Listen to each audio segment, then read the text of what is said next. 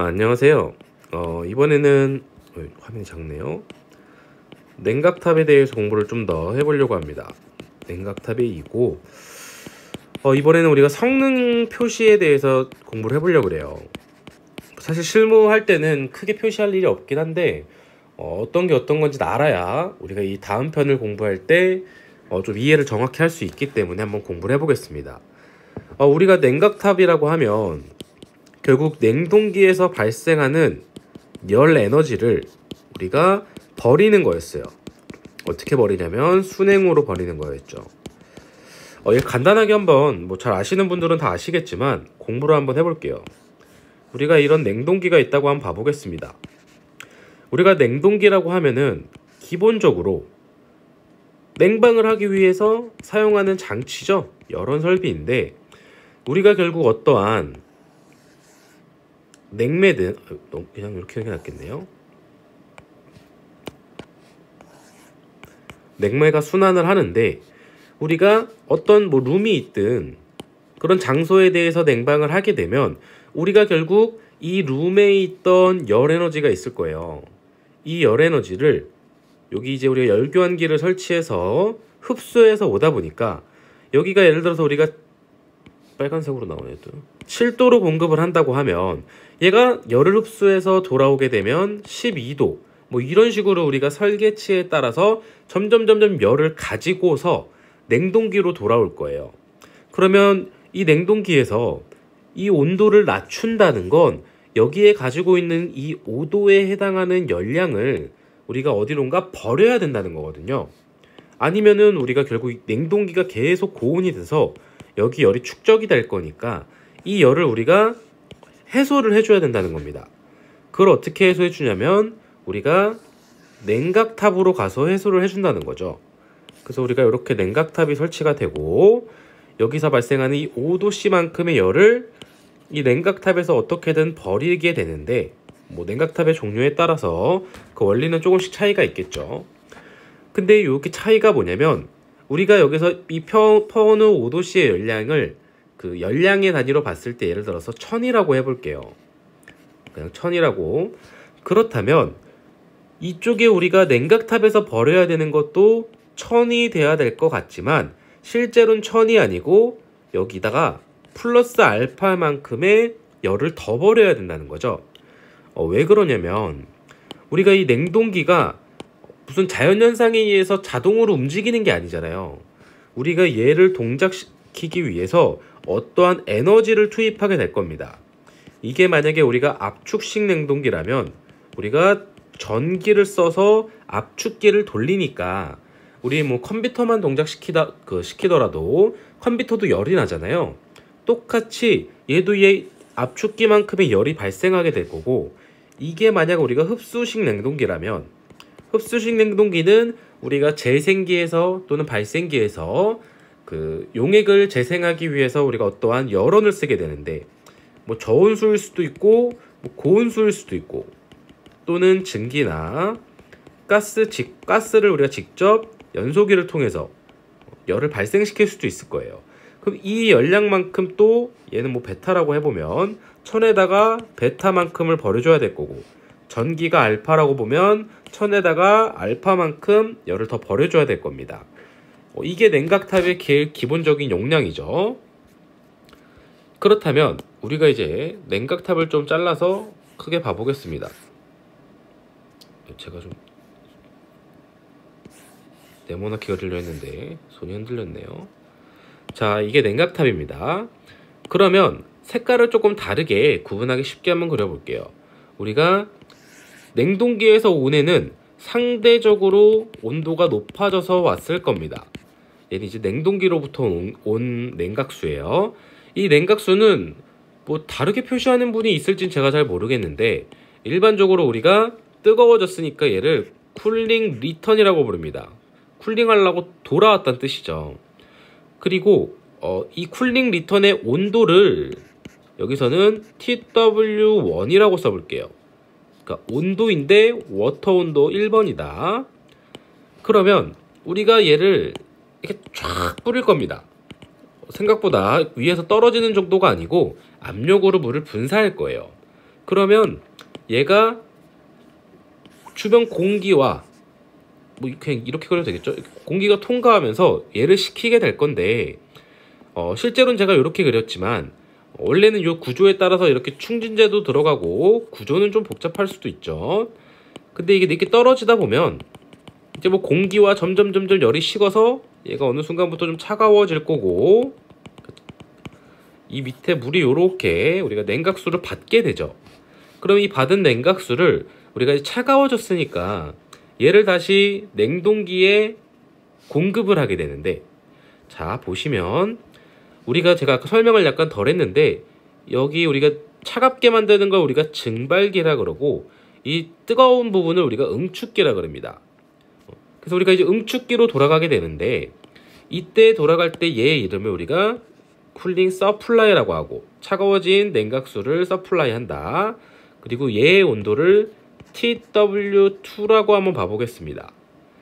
일반적으로 우리가 표준 설계값은 얘는 37도로 돌아온다고 보고 설계를 하고요.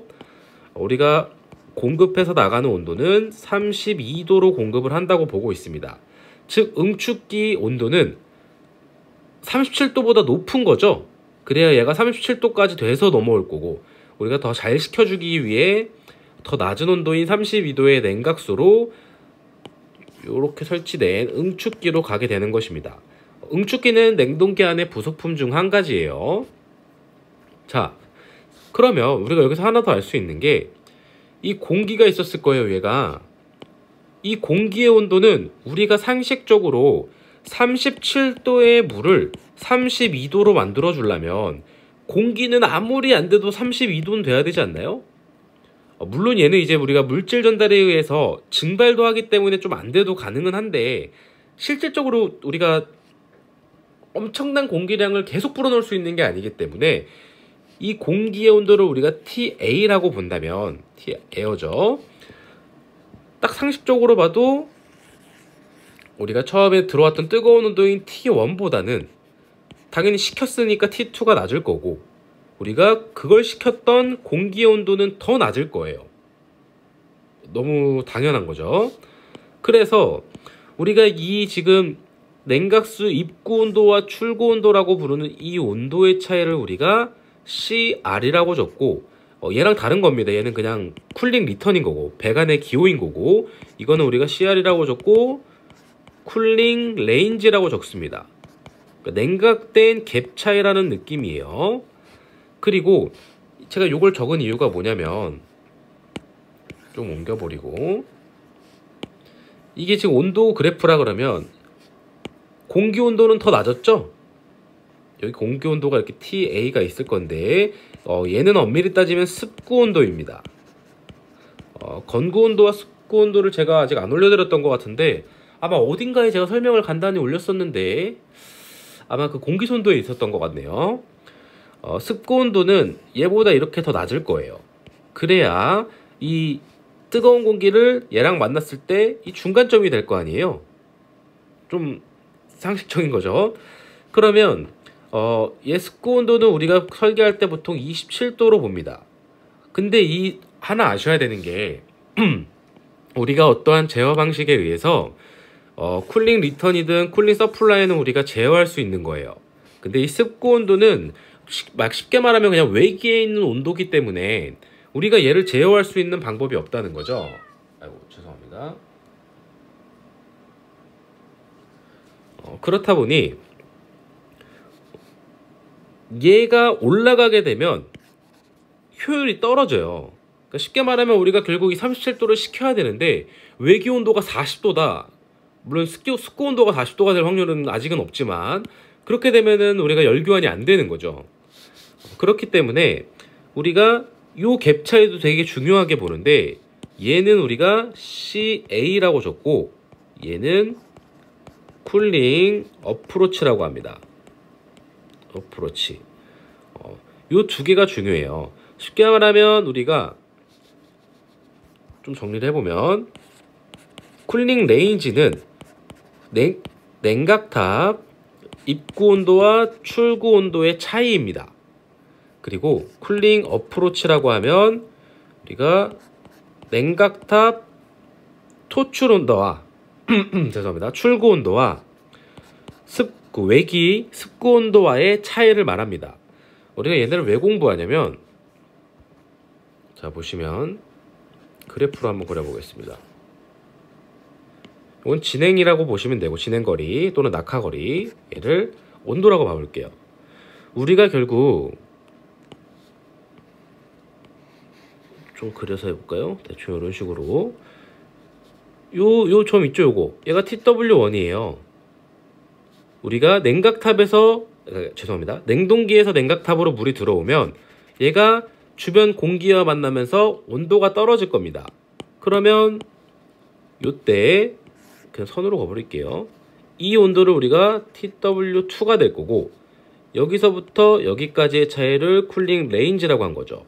그럼 거꾸로 같은 상에서 그려보면 더 낮았던 공기는 우리가 열교환을 해서, 아이고 좀 이상해졌네요 그림이. 온도가 이렇게 올라갔을 거예요. 얘는 이렇게 흐르겠죠.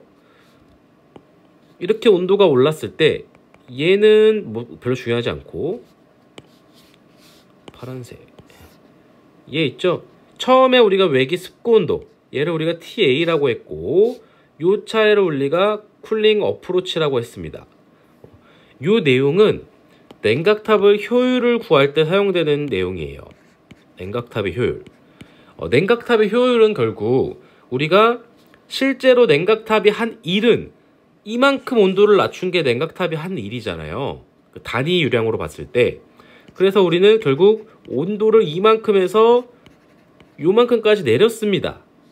그러면 실제로 우리가 투입된 일의 양, 입력은 얼마냐라고 보면, 우리가 처음에 요런 온도였는데 우리가 이것을 습구 온도와 만나게 해서 뭐 예를 들어서 총 10도의 차이였는데 5도만큼 내렸습니다라고 하면 냉각탑 효율이 50%의 개념이 되는 거죠. 여기도 보시면 5도의 차이, 얘도 5도의 차이였으니까요. 그럼 두 개 합쳐서 얘는 10도가 되는 거고 얘는 5도가 되는 거죠. 이게 5니까. 그럼 우리가 얘를 한 번 더 정리하면 결국 쿨링 레인지와 쿨링 어프로치를 합분해 쿨링 레인지가 냉각탑의 효율이 되는 것입니다.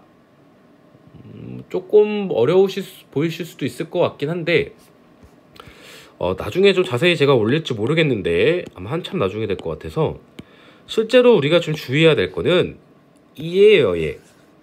우리가 설계를 할 때 물론 제가 엄청 디테일하게 하는 회사는 제가 딱히 못 봤는데, 없다는 게 아니고 제가 모든 회사를 본 게 아니니까, 우리가 이 5도는 거의 고정값이에요. 우리가 쿨링 레인지의 5도는 고정값인데, 쿨링 어프로치는 사실 지역마다 원래 변동될 수 있는 값이라는 거죠. 예를 들어서 쿨링 어프로치가 작아진다면,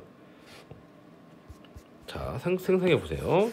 예를 들어서 37도로 와서 32도로 나가야 되는데 이게 설계값이에요.